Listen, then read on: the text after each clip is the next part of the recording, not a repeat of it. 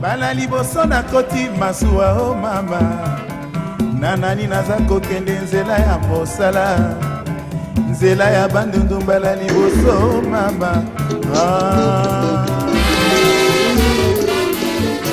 Mapinga Record Remix. Papa Noël Oyoki, merci pour l'héritage.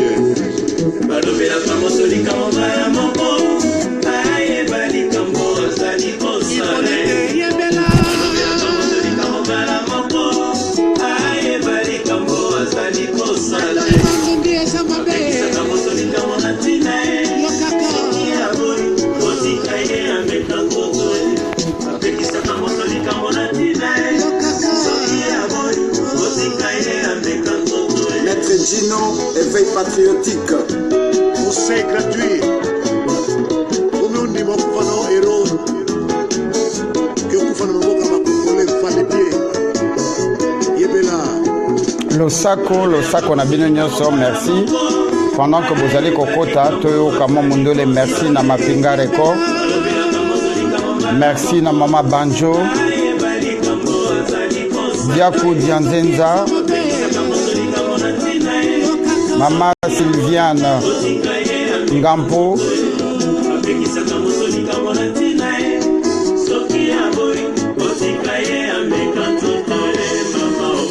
Abraham Tambwe,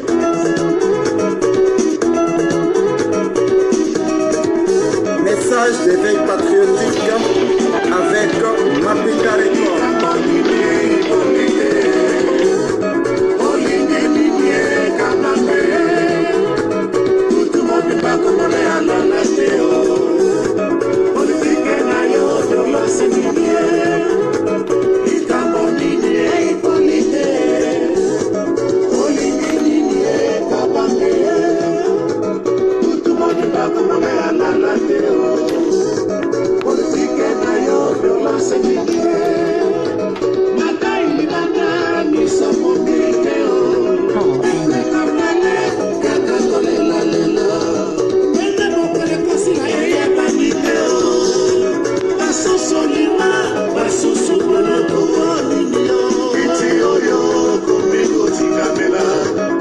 Merci Guillaume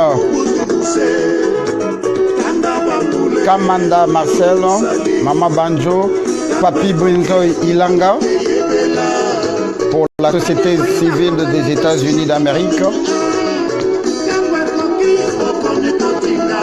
Boya Tobeta Poké, Oye Zalina cadre ya École du Patriote. C'est-à-dire que toye ko solo la, boye ko yo kangate, toye ko solo la, moto na moto aya ko kabola makanisi, bobiso media. Merci Mapinga Record. Lelo na kozala ngai moko te, toyambi lisusu mama, moko ya ba mama. Mamu Muluba, toko pasola na epoke awa. Message Matinde Lyon, la parole de la Yom de Moussé.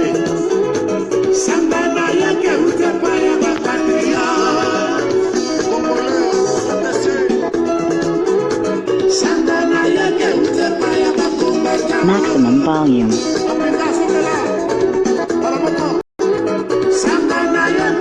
Nico Mausa, Emmanuel Zayadiako, nous sommes ensemble.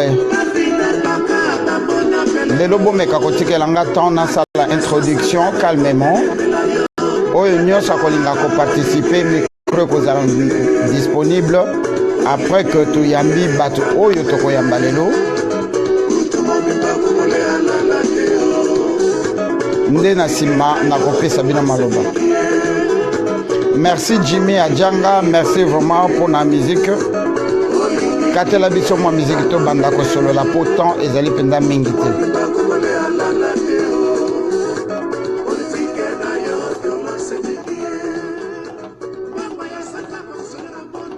Merci, merci mingi Jimmy Adjanga, merci na bande ko nyonso. Ndenge bobile mito solo la lisusu, bon meka ko comprendre surtout na bande ko baza na Europe. Caprice y attend. tozali na temps, il y a différence, il y a 6 heures, tokozalaka vraiment na moins impossibilité en dehors, il y a week-end, il y a kokoka kozwabino à temps, c'est-à-dire que vers 19h, 20h, heure de l'Europe, to ya Kinshasa, pe na bandeko na biso bazali na East ya Congo. Na bandeko bazali kozela biso na ligne na Bukavu, parce que le loto keiti na Bukavu, balimbisa biso parce que différence à temps na misala ezali ba contrainte moko toko bongisa yango kaka lelo te. Merci lisopolele ya kozala na biso lelo elongo to pasola mwa mpoke na ba sujet o natie liboso na kende kuna na kobandana no ko remercier bino pona vraiment patience na bino amour bozali ko apporter na éveil patriotique na zui ba remarque ebele ba suggestion ebele ba idée ebele nyonso ça nous va droit au cœur parce que ce qui les lots toza kokoka ko sala ba émission de manière ya ko passer ba message ezalaka penza ngaité nga nazali peut-être vous la na bino nazwaka kaka oyo mutu nyonso salama pona ko passer message te lokola nga naza na habilité ya ko passer message yango na pasaka to sala ka ba recherche na kati ba recherche to sala ka tozali na ba contact na ba source et ba source peut ezali infiltré mingi tozwaka pe ba message oyo epenza ezali kouta na ba source sur mais ezali message triqué ezali kaka po ya kokotisa biso na kati ya distraction. Bande ko boko meka ko comprendre que même ba média oyo to komisaka ma média mindele ya minene ba sala kapé ba analyse mususu sur le cambo oyo ezali un vrai faux une vraie fausse information. Et là, on est une vraie fausse information. C'est-à-dire que séance moko et salamaki que maître Gino na bande ko Philadelphie bakutanaki mais raison o bakutanelaki ezalaki raison o ebimi na ba réseaux sociaux. To bazalaki na posa ya kokutana mais l'air bayaki po bakutanaki te mais étant donné que ezalaki déjà prévu que bakokutana sangwe bimi que bakutanaki alors kakutanaki te. Cela veut dire que c'est une vraie fausse information. Andeko Willy Lokasa batu mingi balandaki émission à la fois passée pendate mais ba condamné biso batu benginga maître Gino fait attention au comment pesa ba information ça ko vérifier alors que ko diminuer crédibilité bandeko ba information tant toujours kayango to yaka mbala moko pesa yango te tulukaka kozwa ba preuve mais cela ne veut pas dire que soko tche émission neto to tchaki tolobi Mosengo aurait rencontré Hippolyte Kanambe. Pour quelle raison? Tu as point d'interrogation. C'est-à-dire que tu as un sens péjoratif. Si il aurait croisé Kabila, et vous en avez raison. Tu confirmes qu'il y a un côté, tu as sur la table pour s'exprimer. Au moins, situation en beaucoup na commis, makambu mingi mutako kana ko sala, mais ceux qui boleli avance botelemeli yango déjà moyen sala ngozate. Rien n'empêche que les lotos ka Mosengo bakutana na Kabila. Nan bakutana te? Bakutana plusieurs fois. Bakokipe les choses kokutana parce que sur le plan international, tolinga yango te c'est Hippolyte Kanambe qui reste le président de la République démocratique à venir du Congo. Par rapport, il y a présence naïe auprès de pape, bakoki kozwa n'importe quel jour ba ebisiye kende kokutana naïe solo la naïe boy. Et koki ko salam. Donc, ils ont impossibilité, quelle que soit la situation tous en. Mais la fois passée, tu le bakite ke bakutani. Tu chaki ba point d'interrogation, ce qui y a solo bakutana ki, et ça qui ponani. Et les gens n'ont pas compris. Bah, sali biso ba remarque autondimi, mais bon, ça la attention na message auto tchaka. It was a question marks. O ezo senga to yeba. Est-ce que bakutanaki? Ce que bakutanaki mezai ponani. Donc to kokai ko pekisa motote akabola makanisi. Allah qui sait d'ailleurs makambo lobama ki awa pendant 3 heures du temps dans to sala émission moulaï boité, c'est parce que ba congolais ba komi na posa ko s'exprimer. To ko pekisa motote s'exprimer te. Ndenge moko lobby tous les cas qui n'a pas de konabiso Shekina Katalaï à qui je dis bonjour en passant andeko Aron Mutombo nalingi na s'expliquer moi muke mvule zikimbangu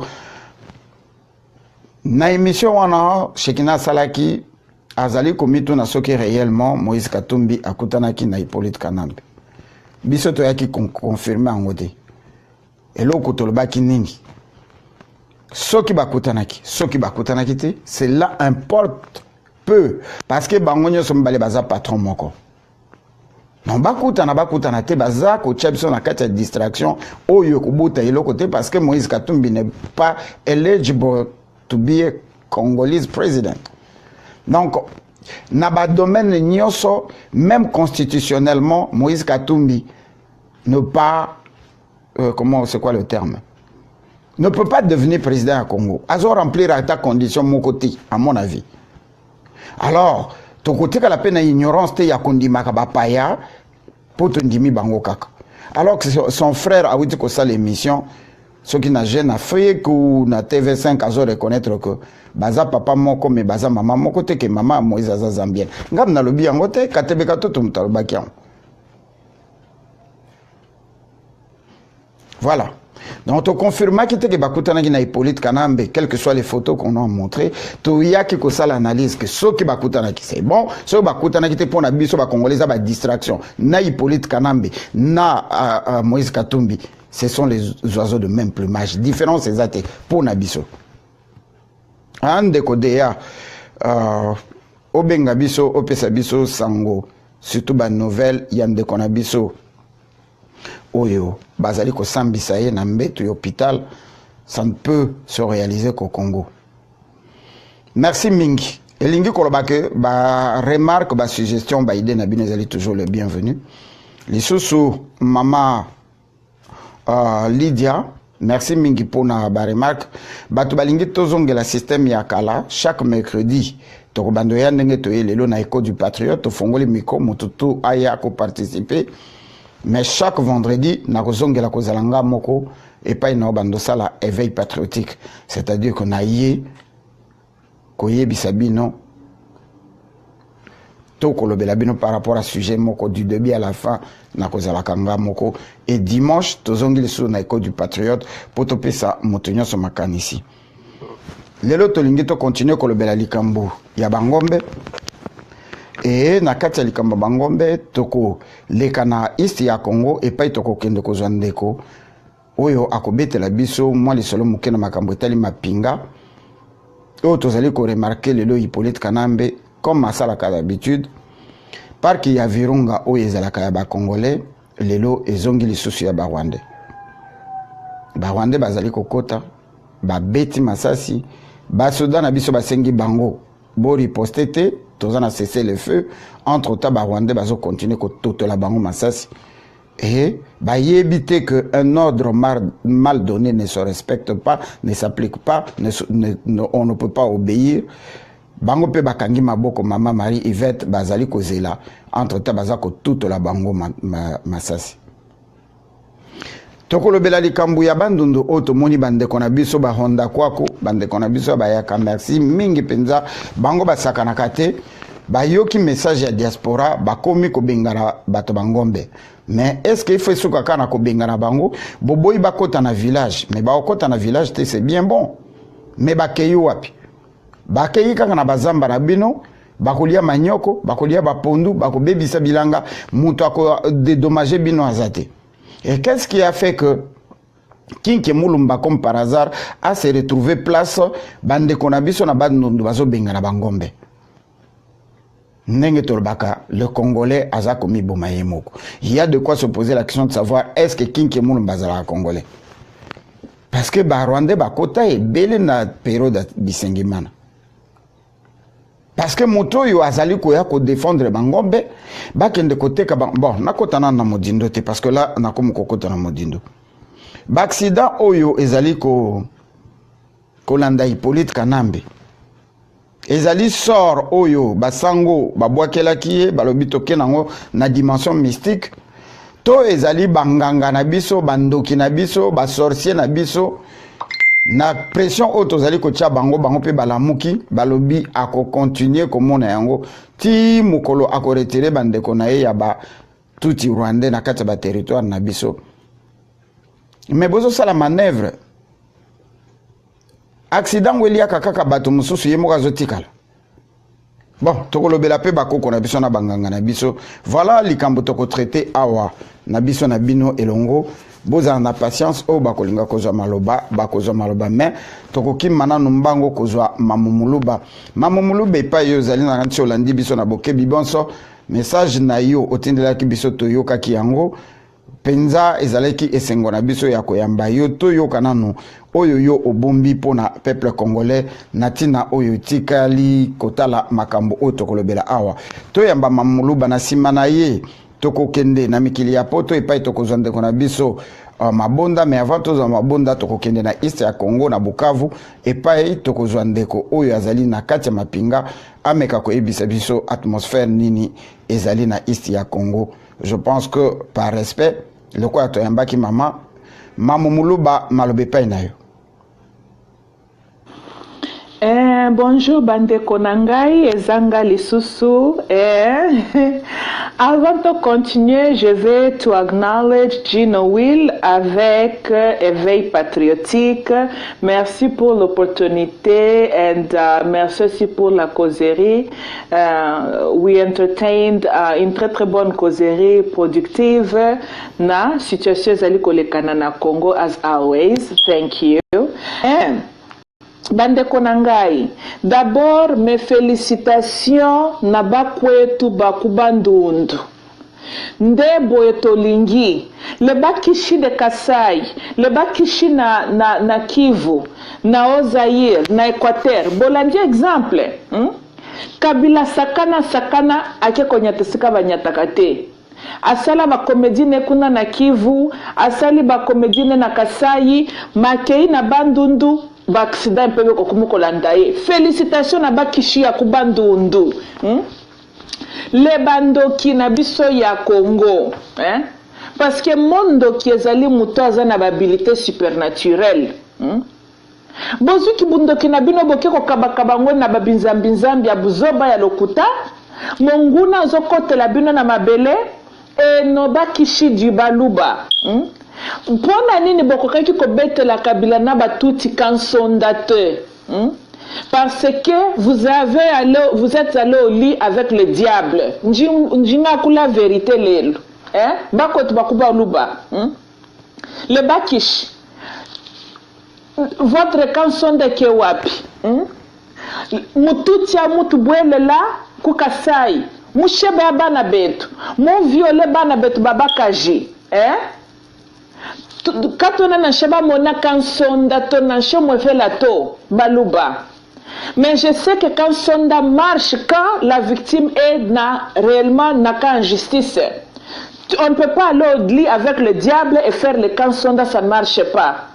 To la kisi bisonya que nous sommes corruptibles, tête baluba nous sommes corruptibles. Njinga ko la vérité, njinga ko la vérité lelo. Tout corruptible. Bateki Sami Badibang, Kene Chansongu Chijimuto Enzela Kukasai. D'ailleurs, il a même sa main na at 3 studies onyos tomoni na Kasai.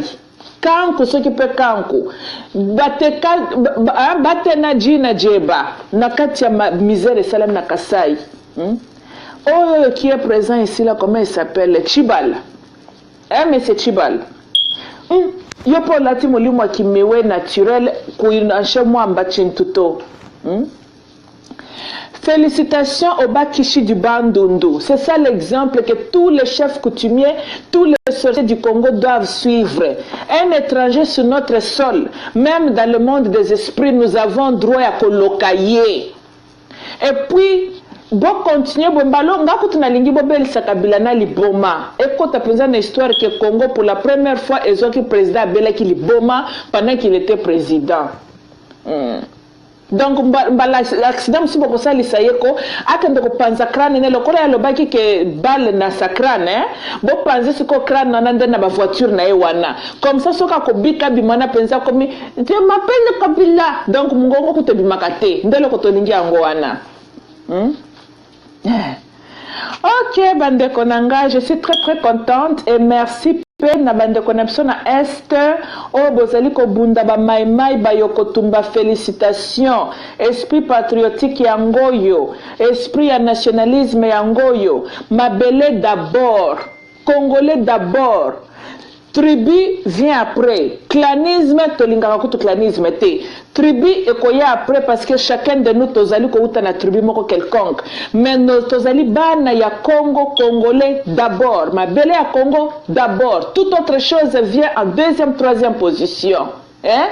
Na évoqué maloba Mobutu atikela kabiso papa bo moko ekolo bo moko. Nga na yebi ekolo na biso kombo nango Congo. Zaire. Félicitations à bandeko na ngai na Este. Bakwetu bakubandundu. Bo continuer na musala. Poto yebi ke Kabila lingaki ndameka kuna. Mbembozo la kisepe ba film. Peut-être on de kozala. Torobakani ne destroy the broke the camel's back. Donc mbalo j'espère que les dos de chameau et kobuka na sikoyo. Merci. Merci. Ok, bandeko na ngai ezangai Mamuluba. Mamuluba, pardon, kokende na noté Mamuluba. Bolimbisi, mais likambu ya Senko. Bolimbisi bandeko, likambu ya Senko. Ozali atana mwa liloboko yikolobate poto moni bakambi ya Senko bazongi lisusu. Na masolo na bango basali oyo tokotikela ndeko Joel Mabonda ameka kokuta na modindo na yango lelo na lingina tikela bino boloba likambu ya Senko ozali atana mwa remarque moko ya kosala te to mwa suggestion na ba théâtre o ilinge banda lisusu bakomi kowela nani mutaza ko organiser ba marche o ba politicien balobi bango 70-70% ba Senko bazako beta tolo Senko yango toyeba kapenda malamu te Congolais a bossé na kanokiko ezalaki ni initiative ya opposition ni initiative ya peuple congolais parce que Tolbaï Kabila dégage Senko ezalaka initiative ya médiocrité présidentielle mais quand nous ko bete la biso mwa muke wana. Allô? Likambu ya Senko nazali pe kokamwa lokola batu nyonso que Senko azoya alobelela lisusu ni makambu ya marche ni makambu ya élection. Biso nyonso toyebi ke tokobenga Senko comme quoi moi division ya distraction oyo Kabila créa ki lokola extended arm pour na distraire nango batu a stall le temps et sombela ye temps to émission baja sala na batu na Senko et loko malonge sala mezate Kabila zalaka pe susu na besoin pa Senko te ndenge biso stomona pour na ye Kabila Senko esi kufa pour na biso peuple congolais Senko pe en fait existaka pe lisusu te pour esalela biso pe lokote. Mais les Camboussous se prêtent tout ngai ezali naza comme on dirait certains leaders ya ba parti politique netbo kuna o nakotanga kombote mikolo yo balingi bazwa crédit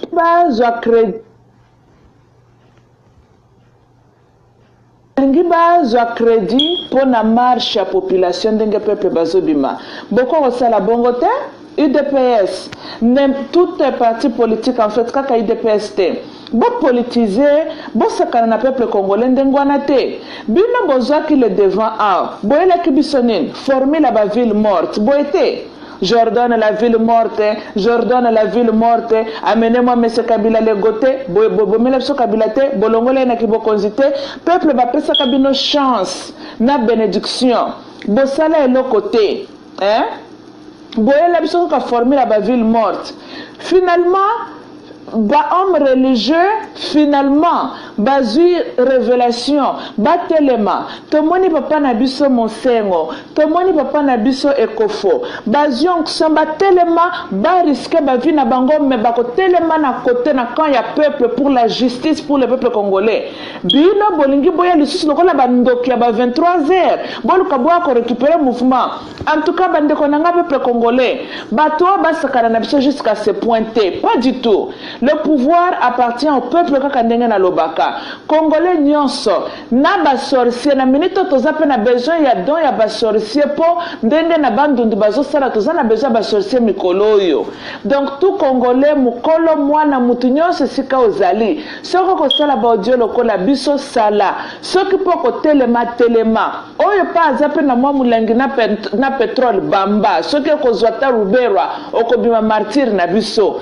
Mais tolingeli susu ba politicien te ba ko telema ba comme koliko 70 90% bato bakoma baza bato na bino boza na bato te peuple congolais azobunda po na mabele ya Congo tozobundela UDPS te tozobundela MLC te tozobundela Kamere te tozobunda po na patrie na biso tozobunda po na héritage ya bana na biso lobi toboyi to se retrouver ba esclave dans notre propre sol nde loko peuple congolais telemeli azobundela yango wana ke kotika mabele na biso ekende ezali grand péché au congolais akokosala na bomoi na ye nde loko biso tozobundela yango wana tozoya kobundela baparti te tozana na leader politique oteka toye na simane non et puis tongi bloko wana te ndenge kaka kofwa bimi ndenge mosengo bimi au moins Dieu azali le vrai politique normalement ezalaka Dieu il est pour le peuple mazalakane politicien te akendaka kota justice lokola ba homme de Dieu bangwana batelemi pona peuple tozi inspiration de leur côté que nzambe sikoala atelemeli pe makambi ya Congo tolingi lisusu bino ba aventurer batalokuta ba politique te Senko yoku to se choix na yo normalement ce corps là de Senko needs to be dissolved poloka malonga bosala bato ezalaka te vous êtes une distraction même. Ok, Gino Will, merci à toi et merci à Réveil Patriotique. Merci Mingi Mamomuluba.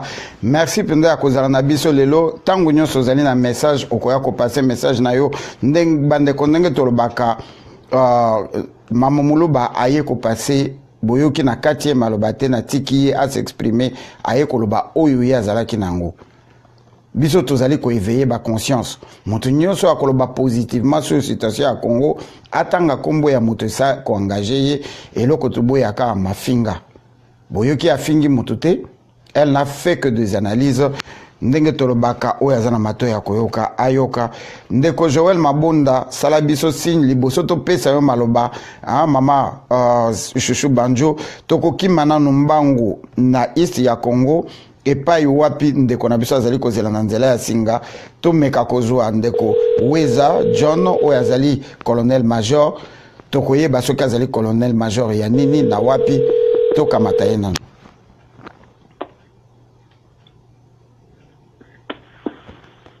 Allô?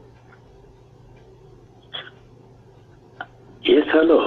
Losa comme colonel major John Levis,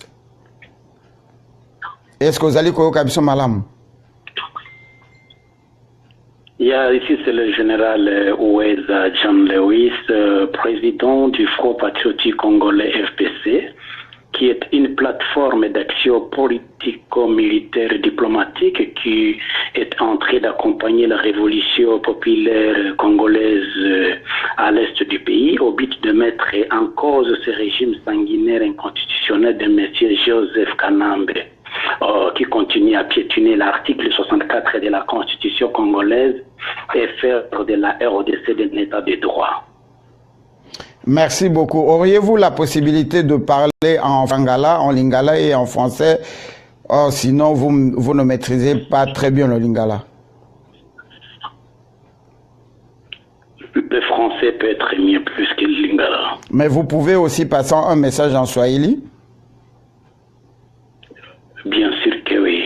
Ok, nous voulons savoir, pourriez-vous nous faire une petite analyse sur la situation politique? Aujourd'hui, nous savons, tous nous avons suivi sur les réseaux sociaux que le Rwanda est en train de menacer le Congo, où ils sont sous le sol congolais. Ils ont pris une partie du parc de Virunga et nos militaires ne sont pas supposés riposter suivant l'ordre qui a été donné par les archers à partir de Kinshasa. Pouvez-vous nous faire une petite analyse sur la situation globale à l'est du Congo en ce moment? Merci beaucoup, Maître Gino. À vrai dire, ce qui est à la une à l'est de la RDC, c'est une vie de guerre pour rien. L'agression du Rwanda contre la RDC qui n'est toujours pas été condamnée par les autorités de Kinshasa. Il y a aussi des civils innocents toujours mis à la boucherie par des terroristes rwandais. Leur mode opératoire actuellement c'est dans la ville de Bukavu, dans la ville de Goma aussi. Quant à ce qui concerne l'agression récente du Rwanda, oui, les militaires rwandais, ils ont fait des attaques dans des parcs au niveau dans le Nord Kivu. Ils ont été détectés par le GPS de la MONUSCO ainsi que des FARDC. Ils ont mené la guerre, ils ont capturé certains militaires congolais, ils ont amenés au Rwanda, ils ont tué d'autres. Chose drôle, même nos militaires, nos officiers qu'on a perdus sur la ligne de front, qui ont succombé sur la ligne de front, c'est le Rwanda qui les a ramenés encore auprès des officiers congolais. Mais là, au niveau de Kinshasa, on n'a rien jusque-là condamné, du qu'on a été agressé par les Rwandais, on prend une telle position. Non plus, c'est très regrettable. C'est très regrettable, cher maître Gino, parce que notre pays est sous l'occupation des Rwandais, et c'est pourquoi vous trouverez que la population congolaise, précisément à l'est du pays, on est très secoué, tout le monde se dit d'aller dans la rue, s'opposer contre ces régimes des imposteurs, ces régimes des incompétents, un régime illégal, parce que ils sont vraiment des complices numéro 1 de la balkanisation de la RDC. Merci. Vous venez de dire là, vous avez attiré notre attention que vous êtes général. Vous êtes général, vous avez œuvré dans quelle armée? Deuxième République ou avec le même Rwandais qui sont venus sous forme de AFDL?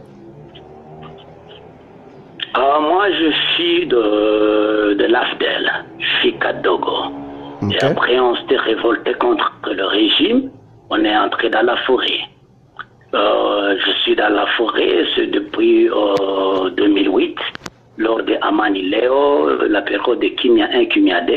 Et alors, jusque-là, on est toujours en train de s'opposer contre ce qui se passe dans notre pays parce que nous ne pouvons pas accepter à ce que notre pays soit divisé. Ça, on ne peut pas accepter.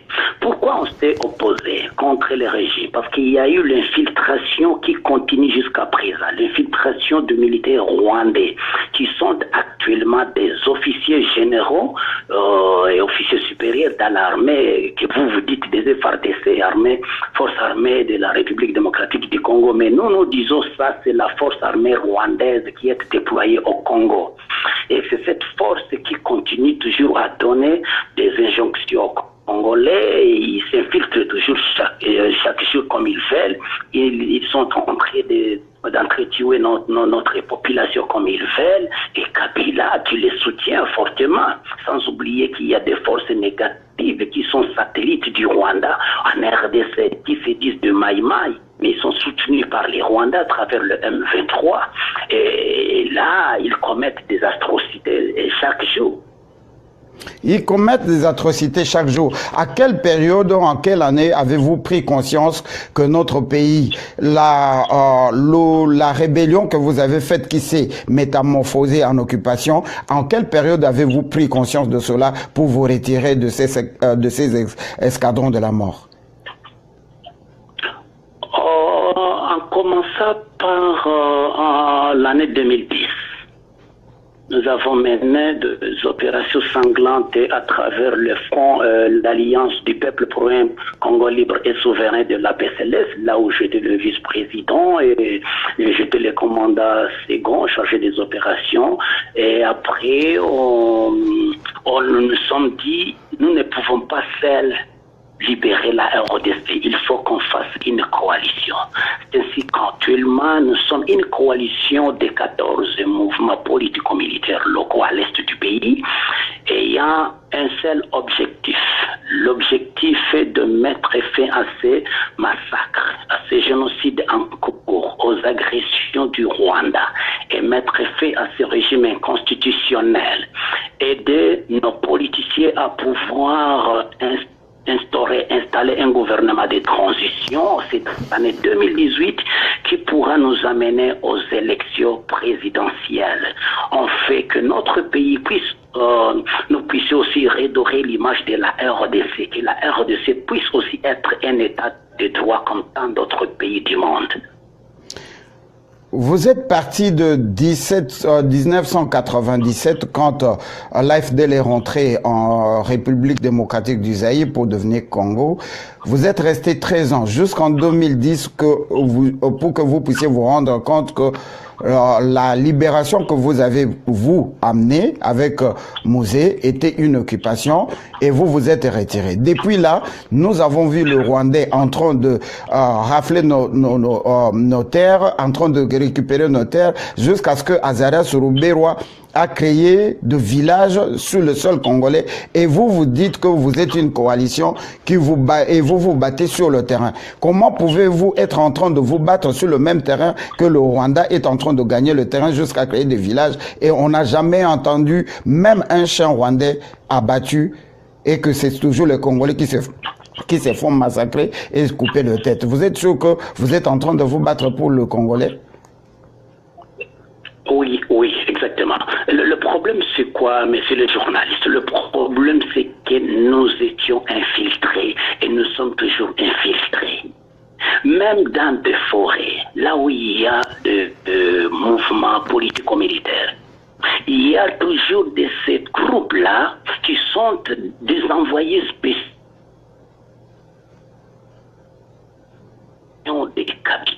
de Kagame. Ils les soutiennent, ils les dotent de moyens suffisants. Et il faut voir maintenant s'opposer contre les régimes là, contre des gens qui sont soutenus par des multinationales, ce n'est pas facile. Et comment on devrait trouver aussi des armes pour les repousser, comment on devrait trouver la logistique alimentaire, médicale et autres choses. Ça nous a pris du temps. Sans oublier qu'il y a des Congolais naïfs qui ne comprennent pas l'idéologie du pays, la réalité des choses, comment évolue la politique du pays. Et là, ça nous a pris beaucoup de temps pour sensibiliser les gens, sensibiliser d'autres groupes, afin que nous puissions marcher sur le même réseau, conjuguer le même verbe de libérer la RDC qui est sous l'emprise, qui est pris en otage par ces agresseurs rwandais de mercenaires étrangers. Nous sommes tous Congolais, nous savons bien que un pays comme le Congo n'est pas sous la dictature, nous sommes sous occupation et nous en sommes très conscients. Auriez-vous maintenant, après avoir entendu ce que vous êtes en train de relater, disant que vous n'aviez pas ou vous n'avez pas de base arrière, vous n'avez pas assez d'armes, de munitions, de suppléments, vous n'avez pas d'argent, maintenant que vous vous êtes mis ensemble, 13 entre guillemets, groupes ensemble, d'où vous est venu maintenant le backup, la base arrière, d'où vous est venu le moyen que vous mettez en place en ce moment et quelles sont les garanties que vous avez pour dire que vous allez libérer le Congo à travers les armes? Je ne vous demande pas de nous donner les détails. La garantie en est que nous sommes soutenus premièrement par notre constitution, conformément à l'article 64. Secondo, nous sommes soutenus par la population congolaise qui ne cesse de se mettre dans la rue. Et là, on se demande maintenant, la population civile et non armée, vous voyez ça? Ce sont des chrétiens, des kimbanguistes, des musulmans, des consorts. Ils sont en train de s'opposer contre ce que Kabila est en train de faire. Mais Kabila qui riposte, de le fusiller à bout portant pendant la marche. Et nous, on dit maintenant ceci, ça ne suffit pas seulement que notre population puisse se présenter à la rue, il faut que nous puissions aussi nous organiser, voir comment est-ce qu'on peut contrecarrer leur plan macabre en utilisant les armes. Qu'on ait la base arrière ou pas, on est déterminé. Je vous voudrais juste clarifier ceci, chers compatriotes, c'est que nous avons besoin du soutien de tout un chacun.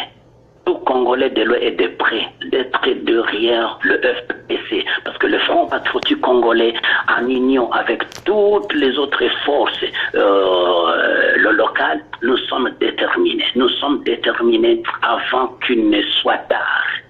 Avant qu'il ne soit tard, de pouvoir mettre fin aux actions du Rwanda en RDC, aux actions macabres qui sont en train de mener contre notre population.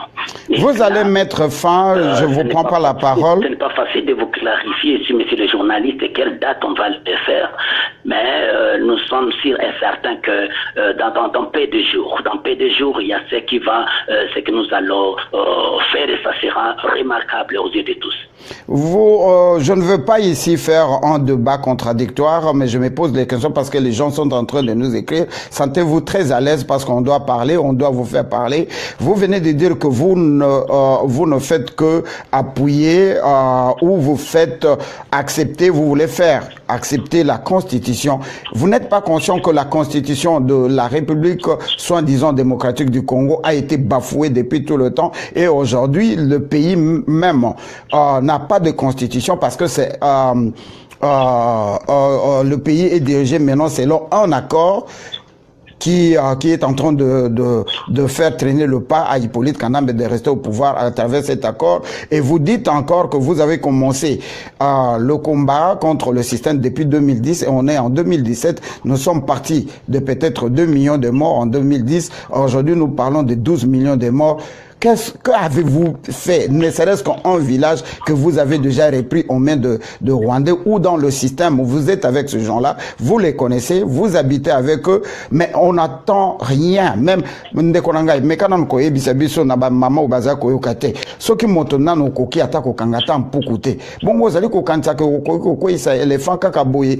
essayez un peu de nous donner quelques lignes de qu'est-ce que vous avez déjà fait depuis 2010 jusqu'à aujourd'hui qui peut rassurer le peuple congolais de se mettre tous derrière vous.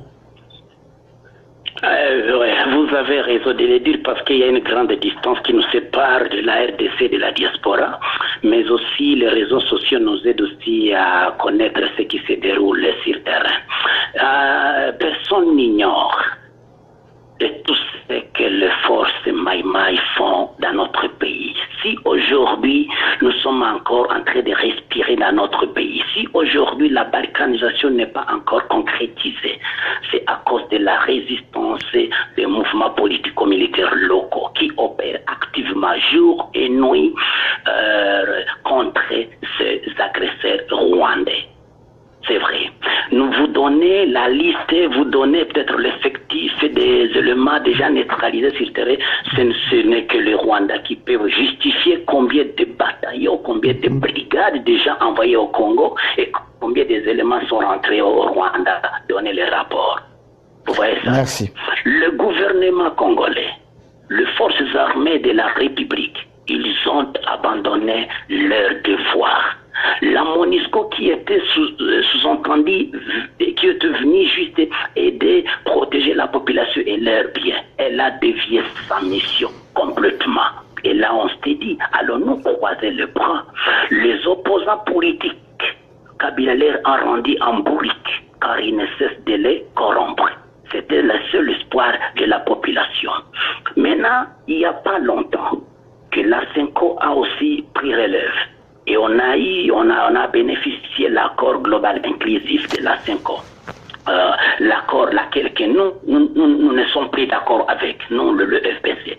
Mais ce que je dis, c'est que le FPC soutient les discours de son éminence, le cardinal Monsengo, qui lutte pour la liberté, les droits à la paix durable, la justice sociale et distributive, ainsi que pour la démocratie en RDC.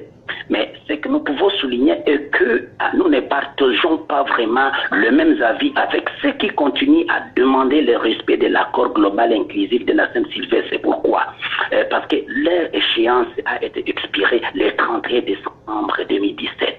Maître Gino, pour trouver solution à cette crise constitutionnelle de la RDC, notre pays a besoin d'un changement radical et pas tout simplement d'ajustement comme le souhaitent certains opposants et c'est de la majorité kabiliste. Pour le moment, le peuple est d'accord pour une transition d'une courte durée qui doit être installée après avoir chassé M. Kabila et sa fameuse famille politique uniquement par des armes et promouvoir l'alternance politique par l'organisation de la tenue des élections présidentielles démocratiques cette année 2018. C'est ça ce que je peux dire comme fait des routes du Front patriotique congolais. Merci beaucoup, mon général. Les questions, il y en a tellement qui tombent, mais comme je vous ai pris en sandwich, j'aurai le temps de vous inviter et vous serez notre seul invité et nous allons rentrer dans le plus petit détail. Pouvez-vous, une dernière question, nous dire si vous faites partir de Mai Mai Yakutumba?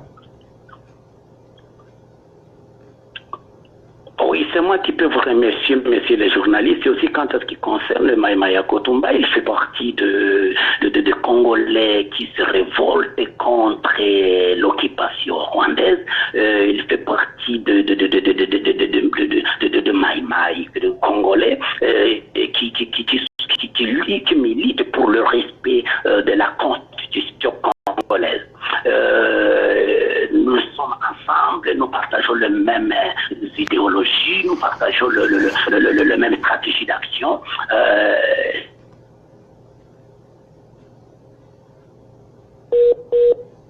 De congrès qui pourra nous permettre à pouvoir organiser les choses ensemble.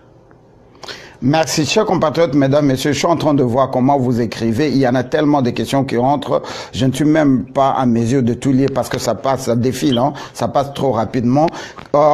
Il n'avait pas été prévu que nous puissions le recevoir. Nous avons juste tenté et on l'a reçu par hasard.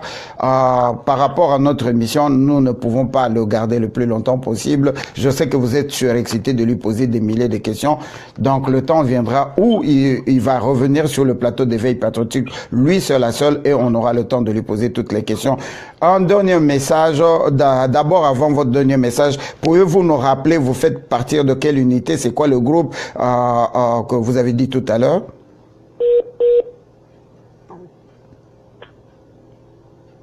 Allô? Allô? Yes, alors? Ouais, pouvez-vous nous rappeler le FPC? C'est quoi le FPC? Oui.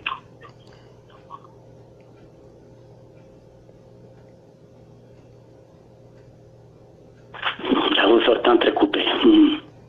Pouvez-vous nous rappeler, hein, c'est quoi le RPC?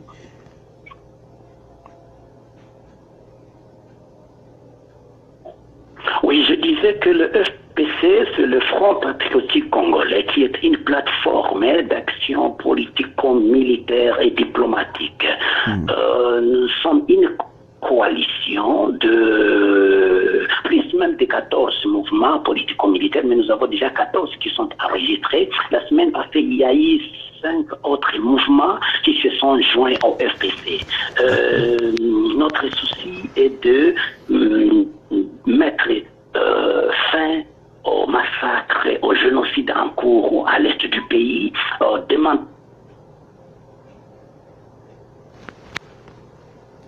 Chers compatriotes, Bolimbi Sipenza, financement par M. Joseph Kanambe et mettre fin à son régime. Merci beaucoup. Un dernier message en Swahili, nous le souhaitons à nos militaires qui sont placés au bout de canon pour servir l'extrémiste rwandais Tutsi qui est à la tête du pays.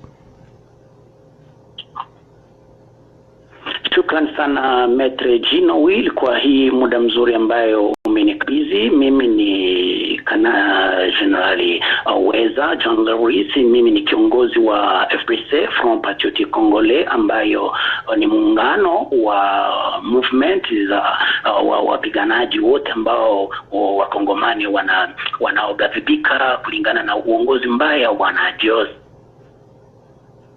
Kanambe. Anaungana mambo wanaotumikishwa na Rwanda kwa nchi ya Kongo kwa ajili ya kuua wakongomani.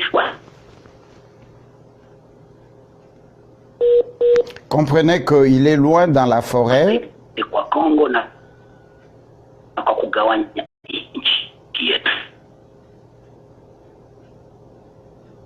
Il y a des coupures, on ne peut rien faire. Nous allons essayer. Bon, chers compatriotes, mesdames, messieurs, vous avez suivi. Si vous avez compris, il y a awa bisotolia comme mon côté. Elo kwa kobombe zate. Ngai nazali moto ya istete. Na yebi accent na yete. Na ningite bobanda ko komelanga na sima awa. To sengi aloba na Swahili pubu mekana nuko doze. Parce que na ba réseaux sociaux pe tozo mona mambebele. Tozali na kondima kazeli moko ya biso. toyambi parce que tous en a posé quoi qu'est-ce qui se passe na East ya Congo. Donc bo doser pendant la kokoma soki awa biso tuchaka na kiongolo soka zali ya biso te akozonga te soka zali ya biso ako continuer ko ya wa pesa biso ba nouvelle et ko fortifier bande ko na biso bazali na fond awa biso ezala kabwe polele ndeko tozonga awa tomeka kotika yake ndeboete tozwa lisusu et tokende pa ndeko na biso Joël Mabonda. Mon général, on a été coupé, votre mot de la fin au peuple congolais.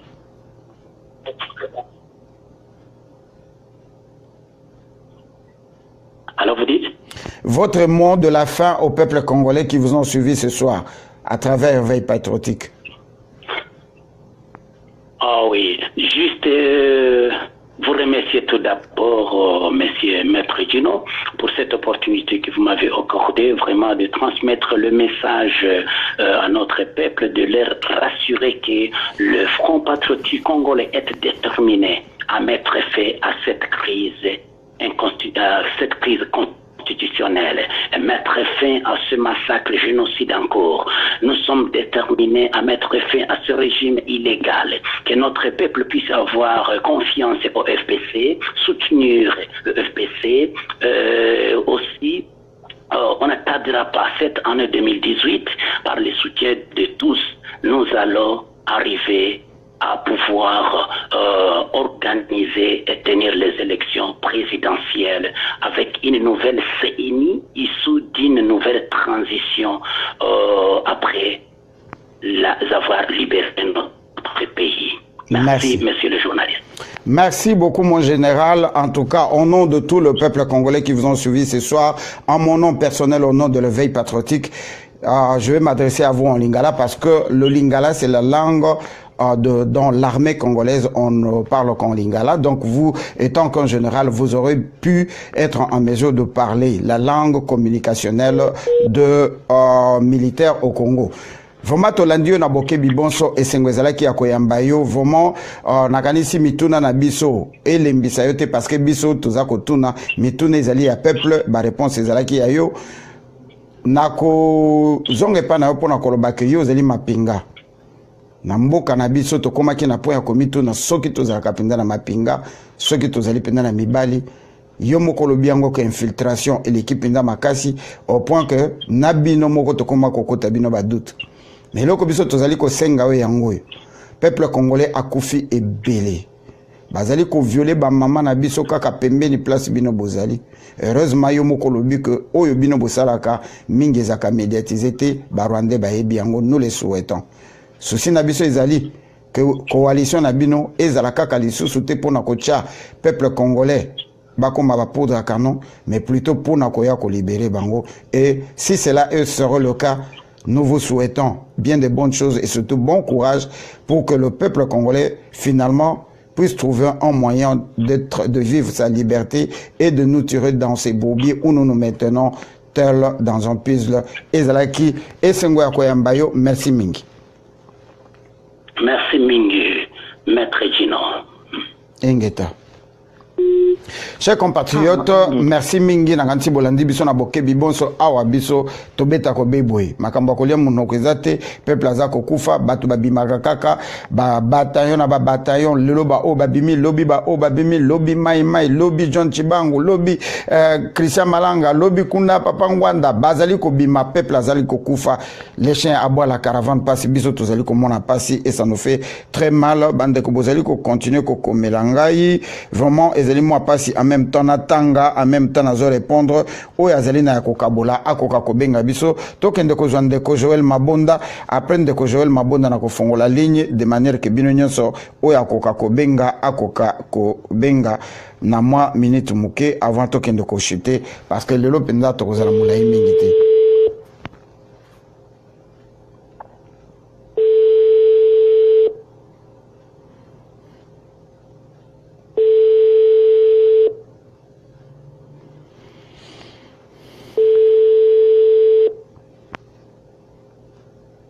Ndeko Joël Mabonda tout à l'heure au Witi Kokota soko zali na biso tozali kobenga yo omeka kotala fond na yo soki ezali na silence.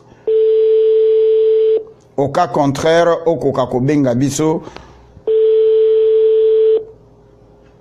po ozalaki moko ya ba invité na biso na poko ya lelo. Ndeko Joël Mabonda azali ko répondre te toki mambangu epai na général Bamwela soki azali na biso te. En attendant moto nyonso oyo alingi ko intervenir, numéro ya téléphone Papa Kamanda. Si vous avez une intervention, n'hésitez pas, hein? N'hésitez pas. Merci vraiment na kokota. Merci. Ceux qui m'ont intervention ezali hésitez ko bengate. Numéro ezali plus 243 413 09 05 plus 243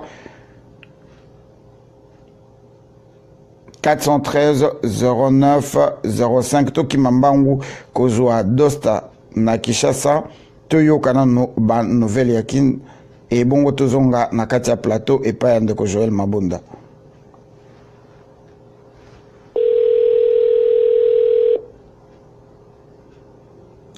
Na répété numéro de téléphone ezali 001 na ba o bazali libanda 240 413 09 05. Le sac on décodosta. Maître Dino. Le sac on décodosta tozali live na éveil patriotique ozali na biso.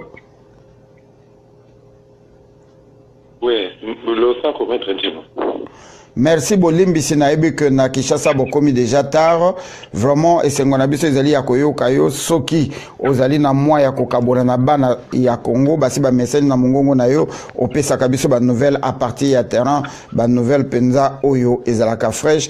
Est-ce que moi les soleils à kokabola sur préparatif ya ba marche oyo ezali kokende le 25 toyoki Senko akomi kowele yango na ba politicien balobi bango moto batondi saka terrain à 75% boni Senko akomi ko betela yango mapeka ekomi benda bika ndenge balobi tala bango na bango bakomi ko swana eyaka mabe epai banta bangombe ya bandundu bandeko na biso ya bandundu beteli yango mabele balobi awa lisusu te bobima.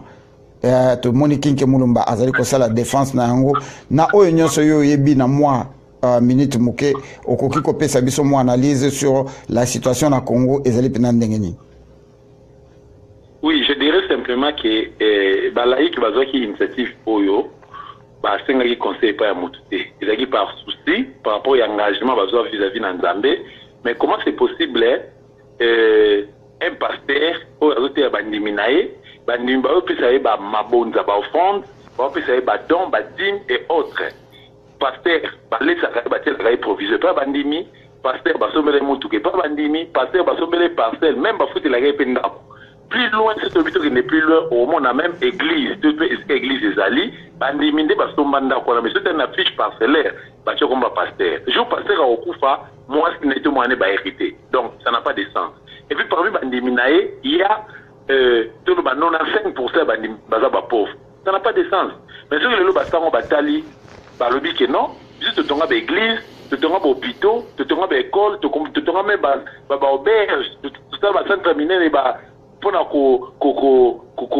loger, checker, abandonner, vulnérable pour assister bango. Mais tout à la mboka na biso na les gens richesse et belé mais population sont bénéficier dans côté. Il faut tout élément parce que non c'est qu'il y a un problème tout élément to bengana papaya au bazoko détruire mboka na biso pour que pendant les gens à l'aide congolais se retrouver dans mboka na e à réjouir na badwa na e lisumu comme wat tout un pas en arrière IDPS convoquer combien de marches pour estimater Félix Tshisekedi d'aebi yango même Etienne Tshisekedi de son vivant na ba dernière minute banda aussi ba souté les 5 novembre 2016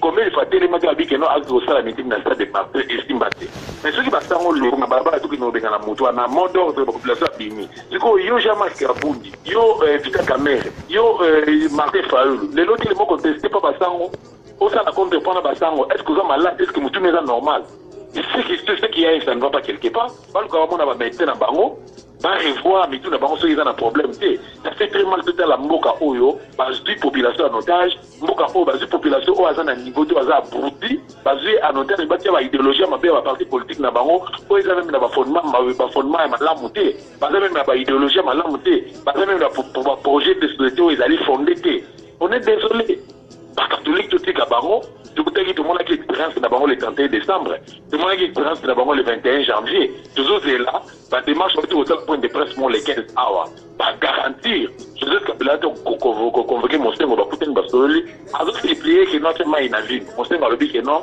il est si mon coloyard au Koufa, à dingue à Koufa, à mon Congolais, ça la libérer. Et puis, à la négociation, ils allaient dans pouvoir pas cannabis, qu'il y ait des populations, à l'élément. Abenga na bango pe population a se retrouver parce que na kata mboka na e en tout cas ce n'est même pas la peine que parti politique ça la contre-pouvoir na ba laïque quand ta dossier sur les Ganabando André Kimbuta avait ressorti ta bando asa ibi combien de mbongo na kata mboka ya Congo démocratique Antoine Gizenga asa ibi mbongo combien na kata Congo démocratique ba muzitu ba kinga ya mulumba ba nani tout ça ba mbongo ebele nini bazo sala pona province na bango bando biso stoyebi ngai dosta na bango à plusieurs reprises lelo ba bandeko ya na est kuna tumona ba Rwanda ba afanda aujourd'hui ba Rwanda ba zoko battre record kuna ba Rwanda ba zoko dominer mboka moko za na fils ba zoko fiango fe ba tumbi na ba bitana ba ndaku tout ça ba tumbi tout le monde est-ce que Joseph Kabila maman na yeba monter est-ce que Vital Kamera za monter est ma bonne qu'est-ce qu'ils disent et qu'est-ce qu'ils font na Kasai Félix Tshisekedi a fait que ba ndeko ba kufa na Kasai Bruno Chibala ba yebi ba bloko na te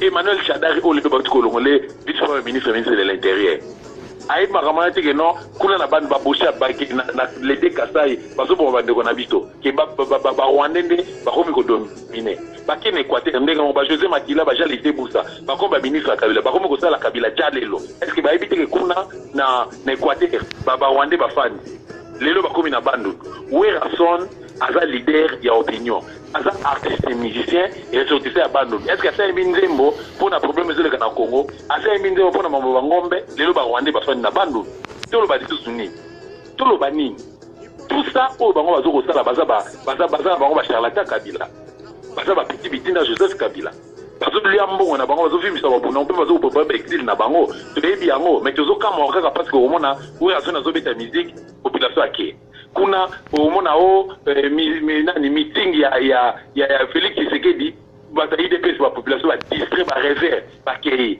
omona meeting ya Martin Faulu ba baké tous ces gens là des ceux qui des escrocs des malfaiteurs bazana wana pona ba propre intérêt na bango mais ba lingaka Congo te totika population tout élément to bonela mboka na biso on en a marre jusqu'à quand lelo Moïse Katumbi wana a dit ko kota na Kabila na Zambie na Kagame na président zambien sikoyo jusqu'à quand tolo bana monoko nini ke no pays na biso zali sous-occupé tolo bana monoko nini ke no Moïse Katumbi azali étranger tolo bana monoko nini ke to expliquer comment peut ba congolais ba comprendre que Katumbi na Kabila baza mutu moko baza na balobi moko baza na ba dossier bango ba traitaka mission kaka o ba pesa Katumbi a infiltré opposition théâtre basala entre guillemets Moïse Katumbi opposant mais il est le seul opposant pour bimisa na condition malamu akina soit disant aux aspects médicaux étrangers mais j'ai koko mulumba na osanza makila pas dire rien na osanza makila il est na prison fa ndongo et souffrant muyambo na Dieu mindonga atoki sa mokeno fale ba bimisa bango muyambo abirje pen nae Dieu mindonga la abirje pen nae tuko ba bimisa bango na grâce présidentielle tu na des crispations ça n'a pas de sens ba tika discours ezangatina Congo ezali ba congolais tozolo ba toujours que non botika ko se laisser emporter na discours d'élection. L'élection est jamais libre, démocratique et transparente. Et que résoudre le problème, mon côté dans la République démocratique du Congo. Tout bien na bapaya, tout boycotter l'élection, tout traiter problème interne, il y a des Congolais entre Congolais. C'est ce que je peux dire aujourd'hui. Merci de m'être une bonne opportunité. Merci Mengi Dosta Liboso Kende. Au préciser biloko mibale ezali nanu kokotisa ba controverse na kati ya diaspora liboso likambo ya Mosengo na Kabila.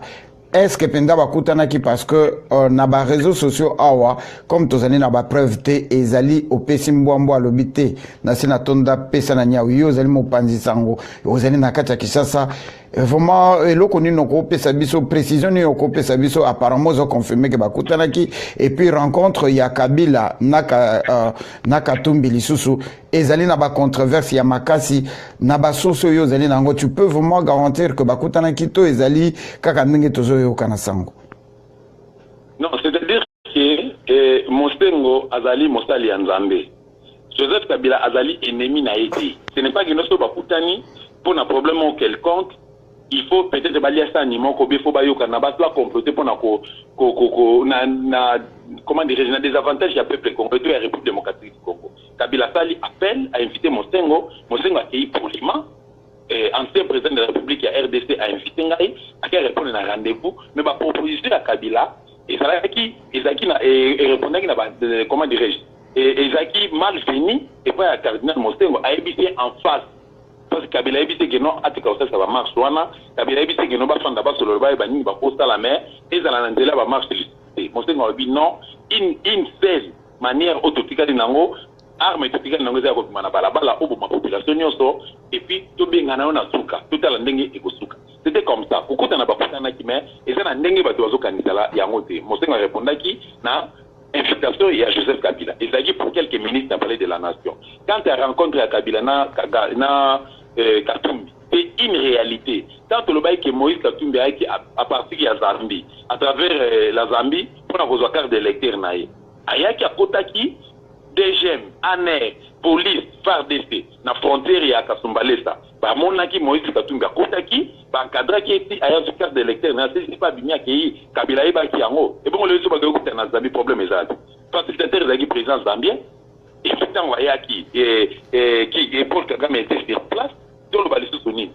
Tout le balisou soni. Tout expliquer à la population d'Engenini pour pas comprendre que ils ont mixé, ils ont illusionné, ils ont rêvé, mais c'est plutôt une réalité. Peu va foutre dans la bango. Récemment, Félix Tshisekedi, Moussa Nyamouissi, Olivier Kamitatu, qui encore Moïse Katumbi au Koutana pour Kagame. Nani Aibi et Lokwanate. Est-ce que ça c'est le Zamboro Bomba? C'est le bien on te met le soum.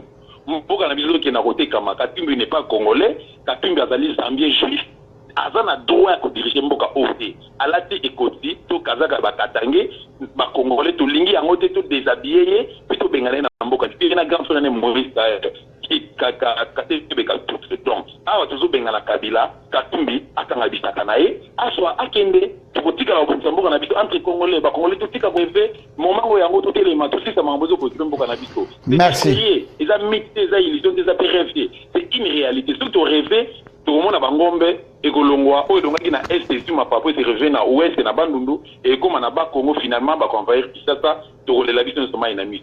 Peu pas retomber ville à Kinshasa à Oyo, des battus bamboka, ba Fizi, ba Bouté, beaucoup na bamboka les autres la montre. Merci Mingi Dosta, c'était un réel bonheur et à cause de vraiment au Pasaka. Awa ko passer message oyo beti wana ezali penda c'était na kata motema na yo kimia ezala na libota na mobimba nde tokutani vendredi. Merci Mingi. Merci beaucoup. Liboso na sala moi commentaire tozonga epa ya ndeko na biso Joël Mabunda.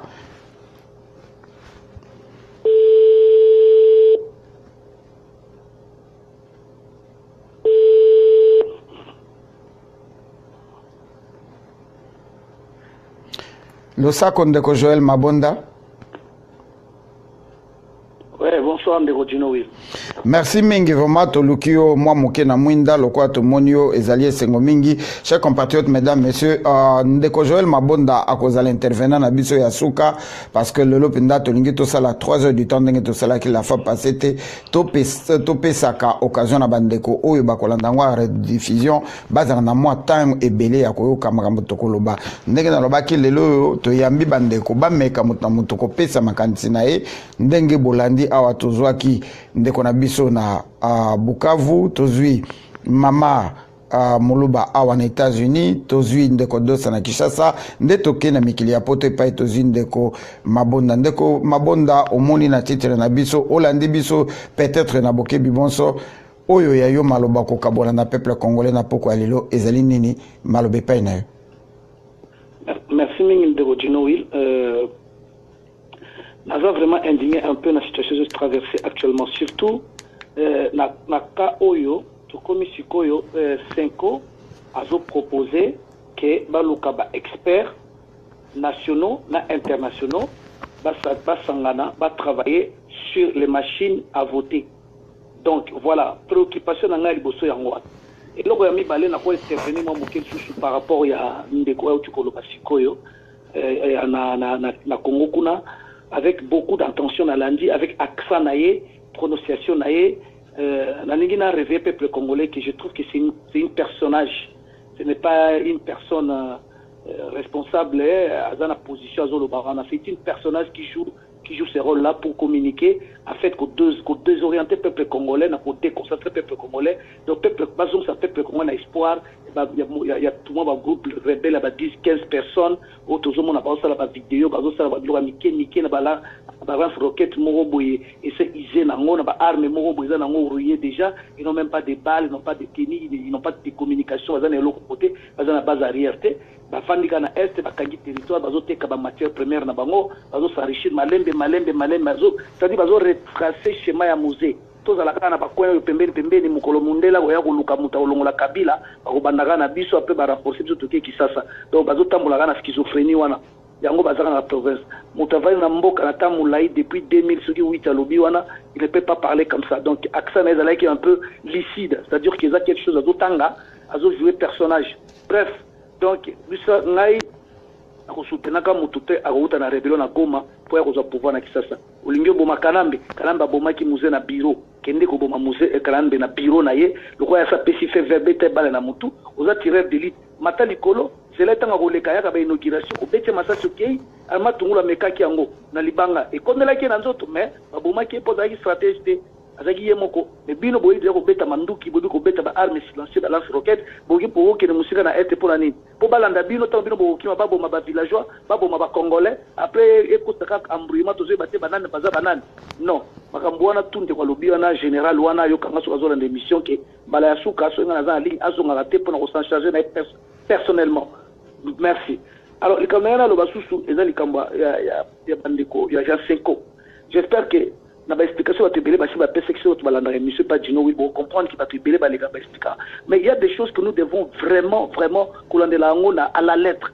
à l'obé on a français ba ko lo bango na lingala ki bango ba ko luka commission moko boye ba sa la commission de sorte que ba sa lier pour ça machine wana ezot nga te ba expert mutu ba analyser yango le problème est que la machine a été faite mais c'était fait et salami pour na capacité ya ko tricher, ya ko manipuler de près, de loin, à distance, la télécommande la méthode tout. Tout ça dans le monde moderne, à mon amour qui peut être portable lélo, lobby ou écouter à sa côté na option yo ça dit que ça la nyos, t'en demande pas les experts. Par contre, les experts surtout dans la mentalité na bango ba expert ba ko experts à PPRD. Et les experts à PPRD ne peuvent jamais dire que machine n'est pas fiable. Par contre, les experts occidentaux ba ko yana ko comme ba longue histoire. Ba occidentaux kuna a na poto mindele ba vana te ba de la musala ba ko sana Congo.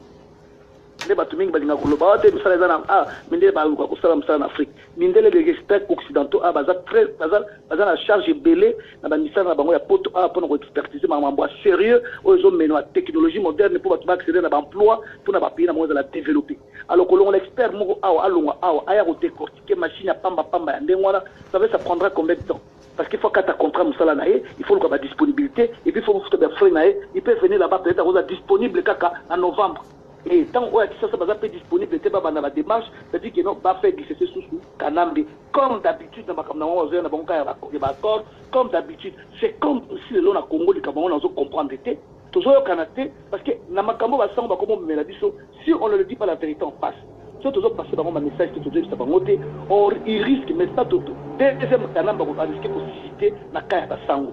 Je suis désolé pour le bango, tout ça d'accord dans mon sengo, mais bah 5 ans naé, ma branche même qui va déclaration, bah ça là, bah à la peine à maîtrise, bah à la peine à retenue, bah c'est un peu côté décortiquer ma bango bien. Est-ce qu'ils ont pris des précautions pour le bango?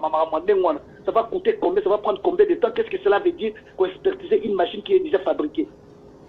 Qu'est-ce que cela veut dire? La technologie moderne, ça veut dire quoi? Tout ça, dans la voiture moderne, ça la met na poto, avec ordinateur portable, on va dans la on continue à option la voiture à monter di banda, au démarrer en haut, au bloquer quand même l'autoroute. Ça ne demande même pas d'expérience. Ça bat dans quartier, tu vas ça là, des jeunes de quartier, les jeunes, tous nos enfants ils le font. Parce que débloquer ma voiture, bloquer ma voie la voiture de ça la mandé. Et bah ça on a un poto dans l'Italie, on a pas aidé ma voiture, la voiture. Comment ils vont chercher des explications plus loin pour bloquer le processus mobile. Deuxièmement, on a 4 éléments, on a sur Bolandi en bien. Les Américains va si ba loba qui bah d'accord dans l'élection au Salama, bah résultat de la machine on a. Cela veut dire quoi? Cela veut dire que tout processus que vous allez lier dans la machine, ça ne sera pas considéré et accepté par la communauté internationale. Et là, déjà, prévision, le roi de l'Indien, il y a 20 ans d'avance, va prévenir nos petits peuples, petits pays, Bongo Mouké, qui est dans 6 mois, d'accord. C'est une occasion pour vous de se dire que vous avez dit que l'élection vous allez. Parce que déjà, le peuple est d'accord. Le peuple a dit que l'élection avec Kanambe na pouvoir. Nous avons tout des slogans, il faut Kanambe doit quitter le pouvoir pour faire sa transition à Moussengo ou une autre personne qui sera capable de diriger le pays. Donc il y a une élection fiable. Pour ramener tout le monde d'accord pour ça, une élection fiable. Parce que comme ici, il faut Kanambe soit la présidente pour que la démocratie dans le Congo. Il faut Kanambe passer pouvoir pour le monde entier qui notre démocratie dans le Congo. John Ferrer Kennedy, il n'a pas passé le pouvoir. Vice-président n'a pas le pouvoir, qui transitionne à Tanaba qui a l'élection. Tant que qu'on fait par exemple le président il fallait passer exemple à Kennedy. Kennedy qui a pris le pouvoir après Kennedy. C'était son vice-président en attendant l'élection, va anticiper l'élection rapidement parce que je dirais qu'il n'a pas fait le courant. Qu'est-ce qui fait que non seulement le Loba Sango, et comme il a dit accord, ça veut dire qu'il faut qu'un Ambazala a passé pouvoir. Parce que dans toute conclusion, ça pour ramener qu'il y ait face à la passation des pouvoirs. Si on dit que passation des pouvoirs pacifique, cela ne veut pas dire que nous sommes Kanamba Pessi nous pouvoir de la démocratie. Avec Oussa Kanambe, nous devons passer pouvoir dans mon toit élu par le peuple congolais démocratiquement et librement. Donc, parce que de toute façon, congolais. Médiocrité, ça touche tout le monde, même dans la poto, dans médiocrité. Donc nous devons faire un effort pour que Sabango batika kwa kuna ba congolais ba pongi mususu ya buzoba so ba lingi bomona net ba fixer ba comme parce que kizero comme ça la bango ba comme bina déjà et comme ki wenge fixer na ba déclaration. Call ended. Call rejected.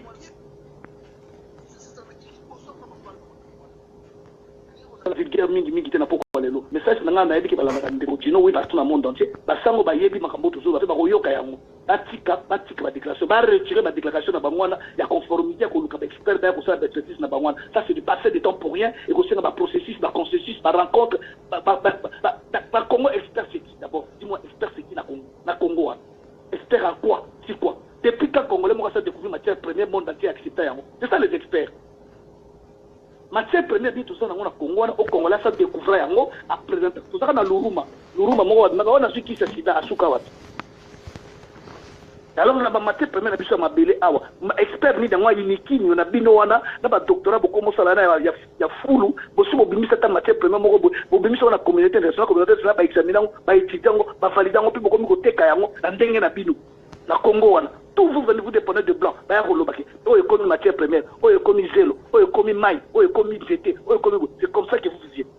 Donc, Bati Kabiso Basango, soyez sérieux. Sinon, t'es bon, nous, cacophonie, très, très, très grave. Dans le dernier moment, il faut qu'on ait. Ça commence à se sentir très mauvais. Pour le moment, Mars, je ne peux pas, mais en même temps, il faut toujours sensibiliser pour le 25 décembre. Le peuple congolais a son asthmatique.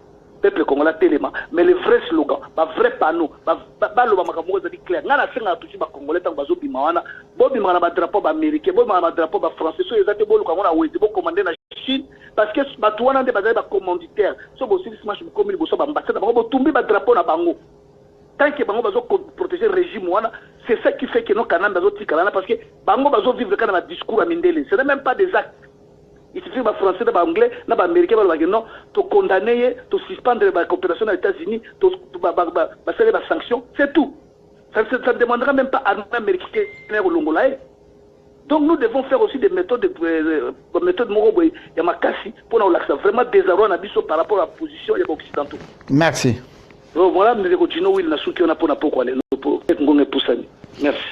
Merci mingi Joël Mabonda, merci mingi Nabino Batu. Bolandi biso na poko ya lelo ezalaki sengo ya ko partager na bino mikolo nyonso ezalaka dimanche te tolobaki lelo penda tokozala mulai mingi te. Ba remarque, ba suggestion, ba idée na bino nyonso ndenge tomesana kolobezalaka toujours le bienvenu et loko toboyaka mingi awa ezali mafinga ndeko moko abengaki mwa mingi awa tomeka nanu kozwa ye stoyoka ezalaki nini liboso nakende kosala conclusion na ngai.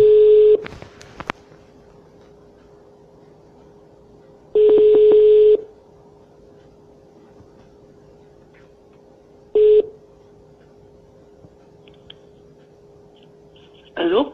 Allô? Oui. Bonsoir maman, c'est Maître June avec Éveil Patriotique. Oui. Nous sommes live. Est-ce que vous aviez appelé pour intervenir ou pour autre chose? Comment? Moi, je t'ai appelé pour te saluer. Est-ce que tu m'as oublié du nom? Je suis live, nous sommes en ligne. Donc, je devrais vous rappeler après alors. Ah, bon. Tu as compris mon message parce que j'ai... Call ended.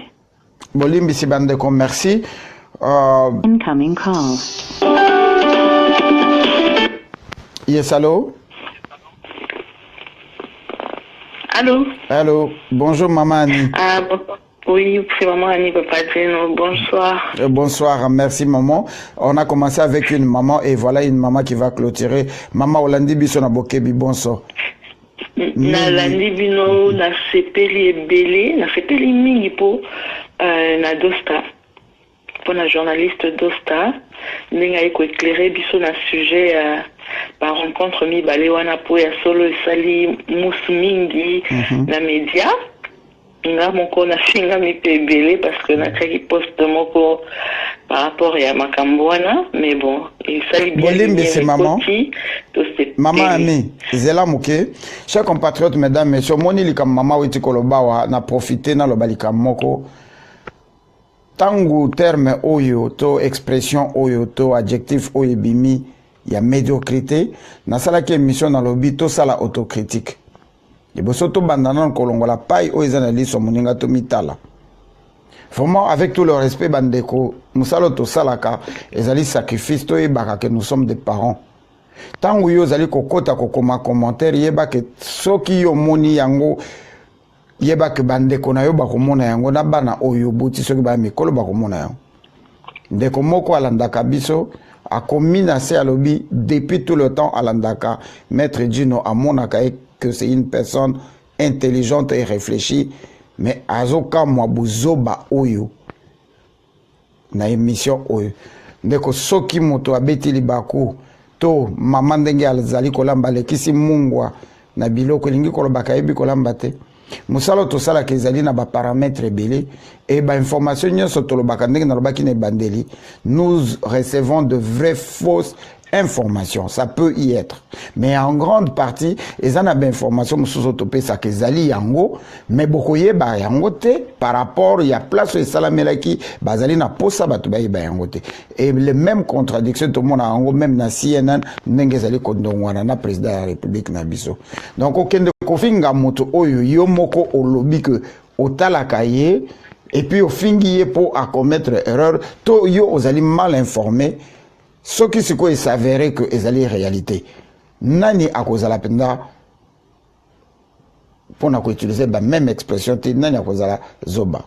Donc voilà bo meka ko respecter musala baninga bazo sala awa Dosta lobby bo kende ko luka Dosta bo bandaliso ko finga parce que bino bozali ba témoin oculaire. Tout ça la kapenda bo emingité tozali ko accompagner la médiocrité. Maman malobe pa ina.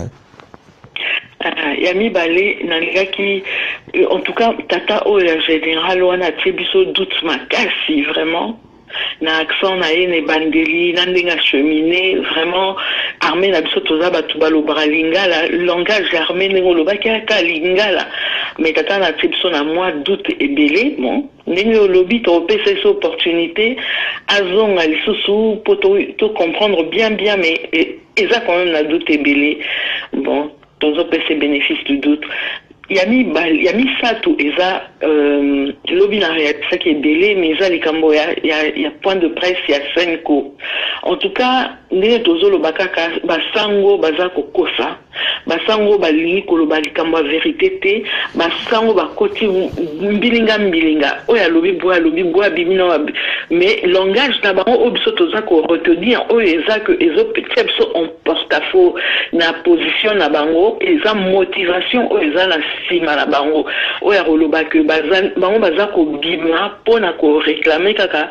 application intégrale il y a un accord où il y a Saint-Sylvestre. Toza koloba tolobi depuis basal sebele que accord wana eza déjà qui morné et puis c'est comme périmé depuis 2016 puis 2018 comme presque mars 2018 tout continue dans le cas accord au ça qui est 1 an même il a appliqué en obiso on n'a rien à voir avec ces accords là c'est eux-mêmes qui ont été traficotés leurs accords nango sur la rafistola qui on a Ibiza na partout sur les cas qui wana kana Congo pour ça la style va faire signer bateau et bimaloko la bayokana qui wana alors que bayokana qui déjà depuis longtemps et mais nous on n'a rien à faire avec ces accords là donc peuple bazo bima pour ba kende ko bunda pour na ko benga na kabila bato bazo kanisa que babili pour na benga na kabila bango na sima bayebi que bazo bimisa bato pour na accord ya Saint-Sylvestre na sima accord ya Saint-Sylvestre ande tozo ba ezaka kanambe mutautika lisusu 1 an si pas plus encore à la tête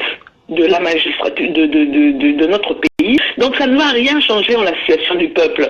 Ce qui a tabaté moi na Tshisekedi Félix na primature, ça ne va rien changer et tout faire comprendre batundenge abewana na ba mosengo je leur dois le respect je na liini na bangote mais nazolo ba que il faut un langage clair langage à vérité langage moko sincère bazo bimisa on va le bazo bouter la peuple balingi peuple amona bolamu mosengo le bien quitter a aussi son a été sans que peuple amona bolamu alors il est nécessaire il est très important que aloba asa makamon ndenge ya bosolo sokinde ezandenge ya zakoloba et vérité mais ce que zakaka po atia nasima atia mona ce que dit pour nasima à servir de tapis ou de marche-pied pour la Katumbi en tout cas franchement wana vraiment ezali médiocrité ou l'équipe ou médiocrité ou yemo kalobaki balobi baza ko servir décrispation mais décrispation climat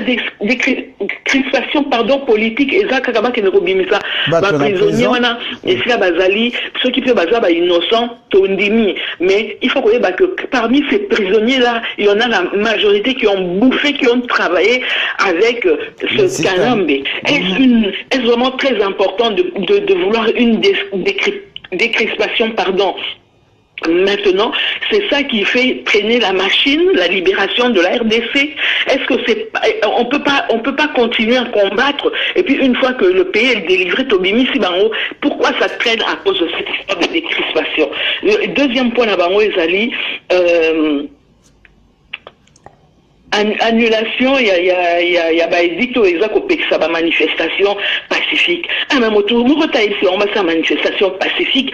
Bah ça toi cocktail molotov tout ça que nous amba loba qui yemo na Bible ba croisade ba guerre no sa Bible ça pona eza bitumba ya mabele nous yemo kwa lobi. Je pense qu'il y a une histoire dans la Bible où je pense c'est le prophète Élisée ou Élie qui dit au Seigneur yo ça dans nous bato o ba fungola miso ya tunanga ipo ba mona que o bazana bito belé bana bango ba yo kisi ba syria ba bruit ya ba char spirituel. bato bazokende kobundela mboka bazobundela mabele alors bango soki nzambe abimisaki minduki apesi na série apesi bato babunda kuna na baisraël na baegypte na esika bazalaki kuna pour la terre promise. Nous c'est notre terre promise tokoki ozwa mapinga tokosoma minduki bango basango baza mbongo ebele bakosoma minduki mpo bapesa peuple bakosoma bapétrole mponi bakotiaka bato na église bakoti bato bakende kosambela sans défense. Alors que bayebi que armée militaire on a kota kaka na église on a ko bomba bato ba ko tirer. Alors il faut s'armer aussi. Donc batika makambu ya na baona na quatrième point va rendre crédible l'effectivité de l'autorité de l'autorité à l'État. Quel État? Il commence un non-État. À l'heure actuelle, celui qui est à la tête du pays n'est même pas président, son mandat est échu et les institutions sont caduques et échues. Ça va continuer, couper son légitimité en disant qu'il faut rendre crédible, effective l'autorité de l'État. Il n'y a pas d'autorité. L'autorité a été à Boma, martyrisé le peuple, à Boma, bien. Le peuple doit rester debout. Comment un peuple peut rester debout devant les armes? Donc batika kokosa eza ba langage ya mensonge et puis biso toza kokosa te soki baza kofinga biso po tozo fungola peuple miso bafinga na bango Papa Dino. Parce qu'on ne peut pas continuer dans le mensonge tout le temps. Bango bayebi pour qui il travaille, bayebi intérêt à nani baza ko servir. Eh ben biso pe toni ko vanda na potote na bombu libela, ba o pe bana Congo baza besoin ba respirer pe ba vivre. Donc les Congolais sont pris en étau de partout. Biso to na poto, tozo mona passe na lembi poto. Merci. Je ne vis pas misérablement, mais na lembi poto. Bana Congo pe balembi poto, balembi boumbu. Donc voilà, tout le monde veut la liberté. Le Congolais a le droit de vivre sur sa terre. Et puis de voir qu'un Congolais siège dans la magistrature suprême pour une fois, et ça doit commencer. Et ben élection na bango au bazolinga. Il faut pas loba na batuke bakoki ko kene na élection avec un président un truand, avec un président qui est un usurpateur, avec un président qui n'est pas le fils du pays, avec une nation qui est occupée de la tête jusqu'aux pieds. On ne peut pas aller aux élections dans des conditions comme ça. Et ceux qui passent au Koloba, eh ben, mon cher Papa Dino, on est mal barré, on va mettre derrière ces gens. Et il faut que les gens comprennent que nous ne sommes pas là pour dire du n'importe quoi, pour leur faire perdre leur temps. Et nous aimons nos frères qui sont là-bas. Et c'est pour cela que nous tenons ce langage de vérité. Merci. Voilà Papa Dino. Merci beaucoup. Merci beaucoup. Merci Epai Nayo maman. Merci vraiment comme on a ba maman batele mapona mboka. Merci maman Ani Ozala Cannabis toujours. Toko se retrouver à partir de la semaine prochaine. Toko zongela schedule na biso na bino bato bozolanda. Chaque mercredi, to banda kosala live boye, to bingango Écho du Patriote, et pas toko bengi sa 2-3 personnes, to solo na bango na sima, to fongole bino pona kotuna mituna, et chaque vendredi ou dimanche, Eko bando zalangai, na ye, na lobby, na silisi, na kei, po na meka kokabola na bino, connaissance mingi o nazali na yango pe, na bande komususu na cadre ya mémoire de l'histoire, na mémoire de l'histoire, Petoko Salaka lisusu OpenT, parce que la fois passée, tout qui professeur, il n'a pas pu s'exprimer parce que Bato Bazalaki impatient, Balobi Azola Lisa, alors que Zalaki, Tongaki Tobetali solo, il y a situation toujours vivre par rapport à la Deuxième République, parce que le professeur avait travaillé avec le maréchal Mobutu. Donc, na cadre mémoire de l'histoire, tozo yamba bato o bazan expérience, bato ba viva première na deuxième république, ba bete la kabiso histoire ya Congo to yeba. So ki le loto komi na kata situation, est-ce que deuxième république ba yeba ki te, qui a contribué, qui n'a pas contribué, ndenge ni neleka. Donc, bande ko bozala nana ko yeba que chaque dimanche bogo banda ko landa, mémoire de l'histoire, Moutako Tate, Bovandi Boyoki, une partie à l'histoire, qu'est-ce qui s'est passé dans telle période, qui a été, qui est qui. Et là qu'on a ligné à apprendre, bino boko soto kabato et belé. Napé cet exemple-là, c'est un exemple seulement. Boyoka motoloko la boboli kolokonga, buka lokuta kote ke kolote, azalaka nae Ouganda. Ça, c'est un exemple. Dans le but que ça bongo. C'est-à-dire que beaucoup yo kaba kombo ou travaille dans Maréchal Mobutu, ba no ya ba kombo ya prestige au tozalaka nango. Ce que se présenté le bingai jino ba bijino nani, bazoluka kombo ya prestige. Mingi ya ba kombo wana ezalaka ba fake name. Batu wana bazalaka batu oyo bazali ko représenter te bazalaka ba pa ya po bisengimana. A kotisaka bango kokotisa et bazalaki kokota na bakombo na biso et c'est ainsi de suite tilelo mingi obozomona na bakombo na bango wana baza bango te. Na conclusion na masolo ya lelo na lingi na loba eza na eloko moko oyo ezo échappé biso la Senko. Ndenge na lobaki en introduction, la Senko ezalaka initiative ya peuple congolais te, moins encore initiative ya politiciens. La Senko a pris naissance ezalaki initiative ya médiocrité présidentielle. Ba koma ki na point oyo il fallait ba créer situation moko oyo ko faire perdre bango temps en commun accord avec les politiciens qui bango ba se retrancha ki nelo kona bango o ba benga ki rassemblement. Donc il fallait ba créer organe moko oyo ko contrôler perte ya temps otozo kene nango lelo tina 2000 peut-être 21. Avec la CENI et la Senko, chers compatriotes, mesdames, messieurs, toko koma facilement en 2021 comme ils avaient prévu. Bokanga ona lo balelo. Nalingi ko décourager bato ba bimate parce que ndenge na loba ko bima otozo bima ezali la goutte, peut-être la goutte d'eau qui va déborder, faire déborder la vase. Mais ce qui bo moni na kati ya mboka lokola Congo tilelo bato bo mibengi bato Senko bazali ko zongi saka machine ya bakor ya Saint Sylvestre o ezali expire ezali lokola bazo pesa abado bazo administrer mwana kisi o expira c'est que bazana posa mwana na kufa. La démagogie.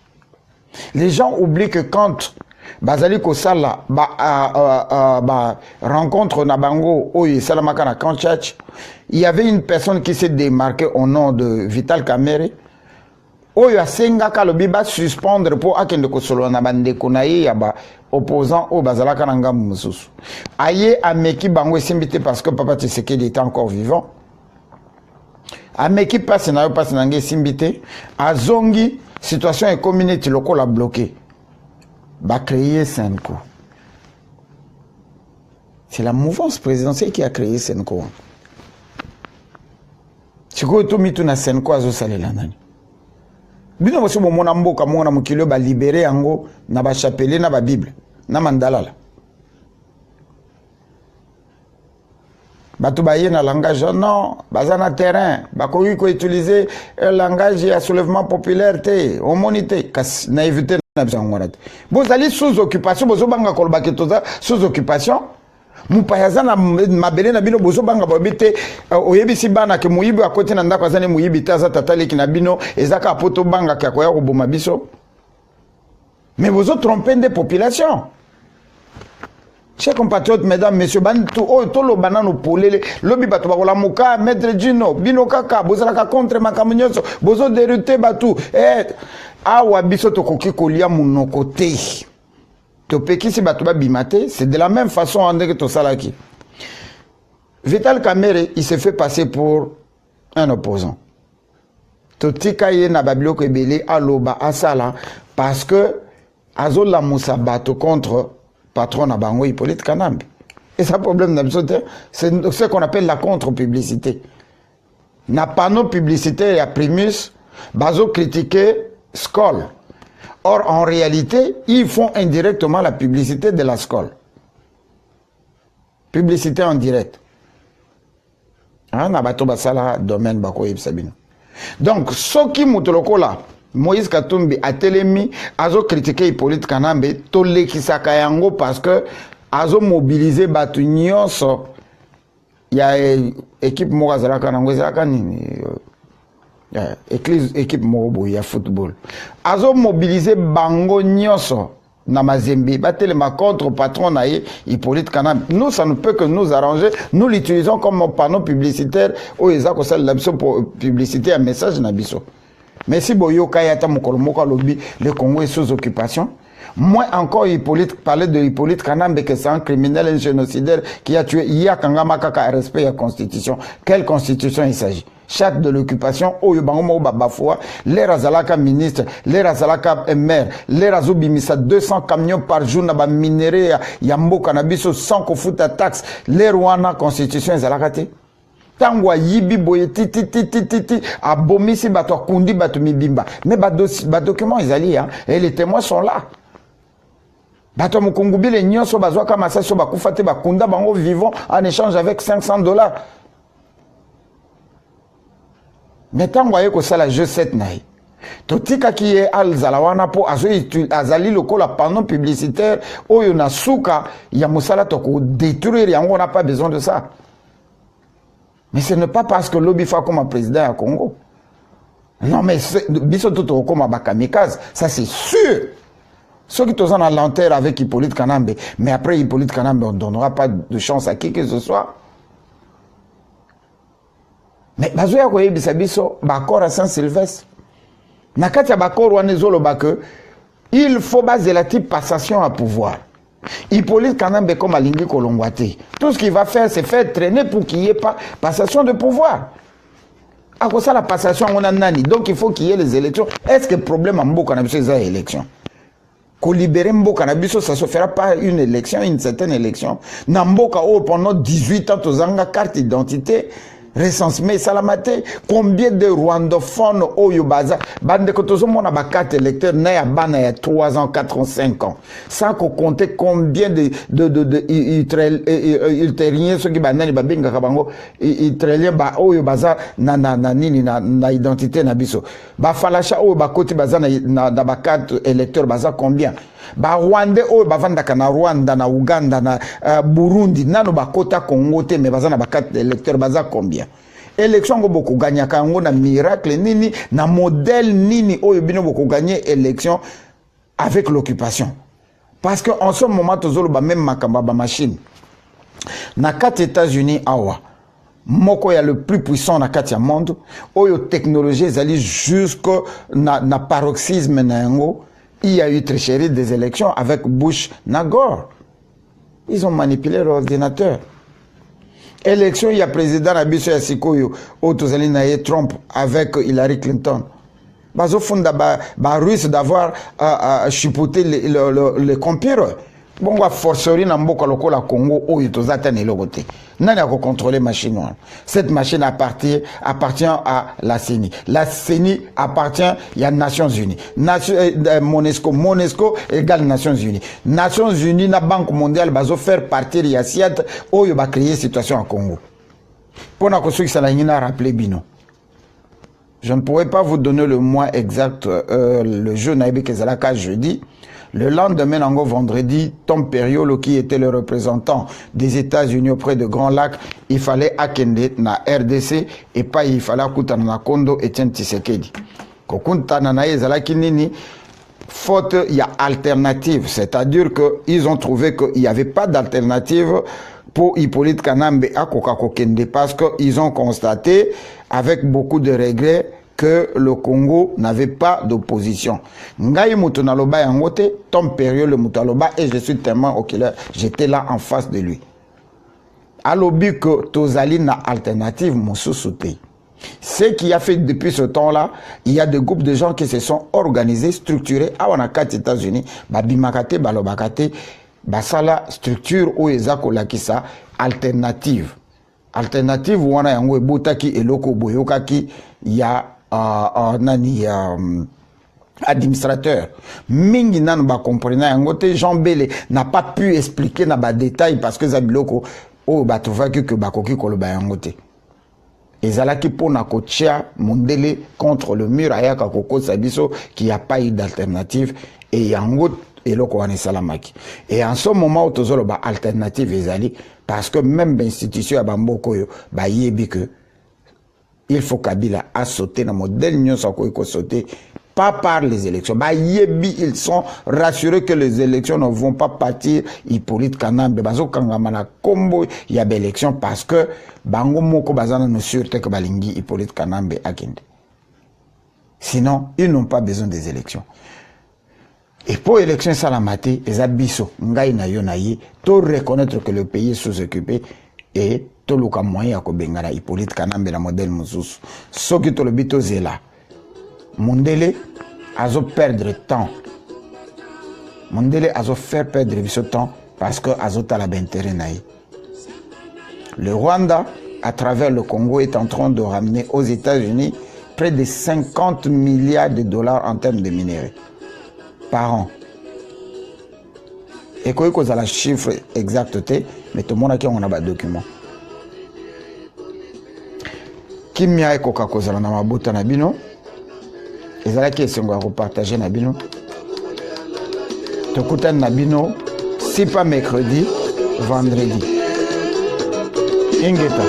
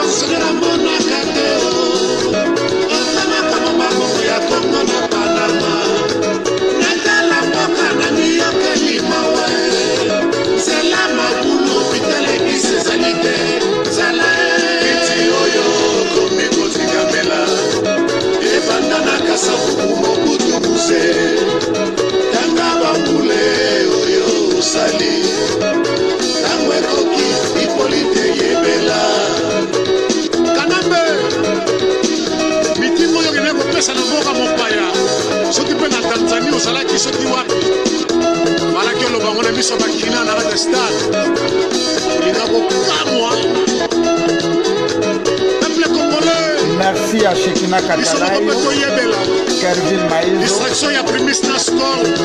Fabien Koussonika, Ben Katongonia,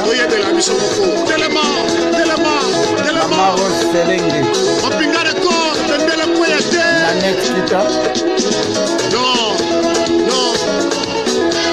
Nanette Rose Kapita, Yebela, Mwana ya Congo, Lamuka, Mwana ya Congo, Tangu Ifwe. Boboyi kopiole constitution na biso. Tokotosa mobeko ti na mokolono ya suka. Soki oboyi kotosa, makamia ma ya moto. Tokotokisa biso malamu na mokolo wana. Message d'éveil patriotique avec Mapinga Record. Kanambe, tuna bao bazana yo. Bayebi roi d'Isaïe, bien koleka yo. Asuka wapi? Azokosa yo. Sokuto motuma mbomi. Yo kaka. Maître Gino, éveil patriotique.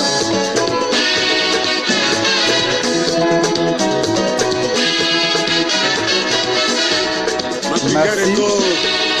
Vive la révolution. Merci à mon grand frère Mukubwa, merci à Chouchou Banjo, merci à vous tous. Ingeta, I love you, I love you, I love you, Ingeta.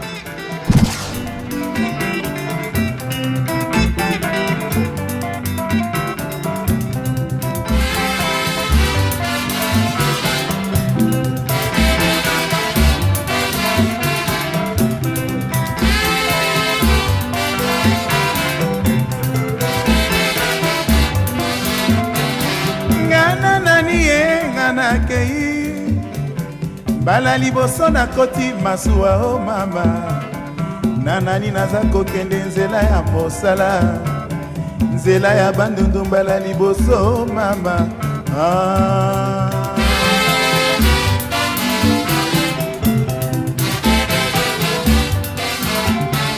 ngana kei ngana kei mwasi pe bana nyonso natiki na kisasa soki sango ezali na mikanda botindelanga boyebi malamu nakei nzela ya mosala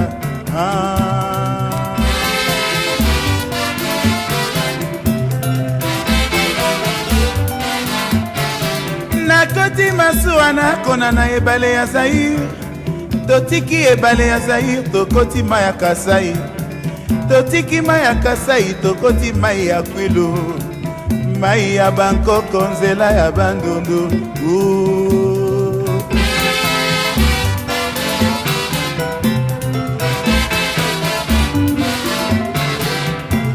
avion ememi ngai nakomi na nyokinyoki mboka mabaya nalali na mbeto nakopanza bana na ngai nakomi na kutu kaka ndenge moko mama